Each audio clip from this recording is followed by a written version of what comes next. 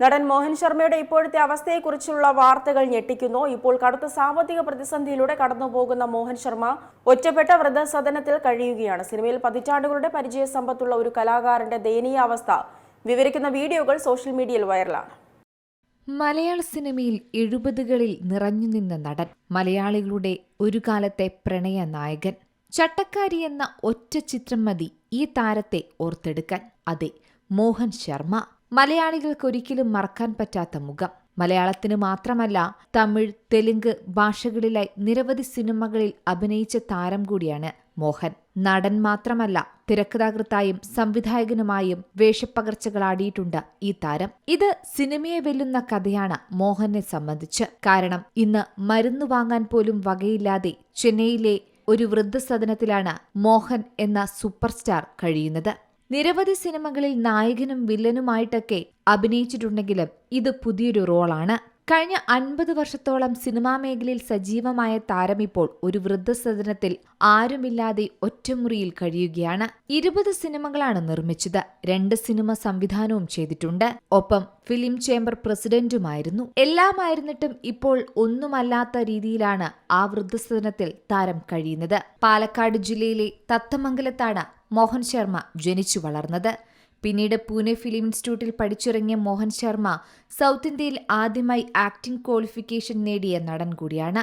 3 തവണ ദേശീയ ചലച്ചിത്ര ജൂറി അംഗവും 1 തവണ ഇന്ത്യൻ പനോരമ ജൂറി അംഗവും ആയിട്ടുണ്ട്. 2010 ഗ്രാം എന്ന ചിത്രത്തിന് വേണ്ടി മികച്ച കഥയ്ക്കുള്ള കേരള സംസ്ഥാന സർക്കാർ പുരസ്കാരവും നേടി. 2017 മികച്ച സിനിമയുടെ സംവിധായകൻ എന്ന നിലയിൽ തമിഴ്നാട് സംസ്ഥാന സർക്കാർ പുരസ്കാരവും മോഹൻ നേടിയിട്ടുണ്ട്. എന്നാൽ നടൻ എന്ന നിലയിൽ ചട്ടക്കാരി എന്ന ചിത്രത്തിലൂടെയാണ് മോഹൻ ശർമ്മ എന്ന താരം സിനിമാ മേഖലയിൽ അടയാളപ്പെടുത്തുന്നത്. ആ ചിത്രത്തിലെ നായികയെ എത്തിയ ലക്ഷ്മിയുമായി മോഹൻ പ്രണയത്തിലാവുകയും ചെയ്തു. രാഗം, പ്രയാണം എന്നീ സിനിമകളുടെ സെറ്റിലേക്കും ആ പ്രണയം വളർന്നു. 3 സിനിമകളും റിലീസ് ചെയ്ത അതേ വർഷം തന്നെ അവർ വിവാഹിതരായി. പക്ഷേ ആ ബന്ധത്തിന് 5 വർഷത്തെ ആയുസ് മാത്രമേ ഉണ്ടായിരുന്നുള്ളൂ. കേവലം ബാഹ്യ സൗന്ദര്യത്തിലുള്ള ആകർഷത്തിനപ്പുറം പരസ്പരം ആഴത്തിൽ മനസ്സിലാകാതെ പോയ ദമ്പതികൾ. പിന്നീട് അവർ വേർപിരിഞ്ഞു. 2 വർഷത്തിനു ശേഷം, അതായത് 1982 മോഹൻ ശാന്തി എന്ന സ്ത്രീയെ വിവാഹം ചെയ്തു. പിന്നീട് എന്ത് സംഭവിച്ചുവെന്ന് ആരും അറിഞ്ഞില്ല. പിന്നീട് മോഹന്റെ അഭിനയ ജീവിതം എന്ന് പറയുന്നത് നീലക്കുറിഞ്ഞു പൂക്കും പോലെയാണ്. വല്ലപ്പോഴും ഒരിക്കൽ സ്ക്രീനിൽ കാണും, വീണ്ടും ദീർഘ ഇടവേളകൾ എടുക്കും. പിന്നീട് മാധ്യമങ്ങൾക്ക് മുന്നിൽ പോലും അധികം മോഹൻ എത്താറില്ല. അങ്ങനെ മാധ്യമങ്ങളുമായി പോലും നല്ല ബന്ധം നിലനിർത്താൻ ഈ താരത്തിന് സാധിച്ചില്ല. അങ്ങനെ മോഹന്റെ വിശേഷങ്ങൾ ആരും അറിഞ്ഞില്ല. ഇപ്പോഴിതാ താരം വൃദ്ധസദനത്തിലാണെന്ന വാർത്തയാണ് സോഷ്യൽ മീഡിയയിൽ വൈറലായി മാറുന്നത്. തന്റെ ഇപ്പോഴത്തെ സാമ്പത്തിക സ്ഥിതി വളരെ മോശമാണെന്നും വൃദ്ധസദനത്തിൽ കഴിയുകയാണെന്നും ഈ അവസ്ഥയിൽ തന്നെ സഹായിച്ചത് സാക്ഷാൽ രജനീകാന്ത് ആണെന്നും മോഹൻ പറയുന്നുണ്ട്.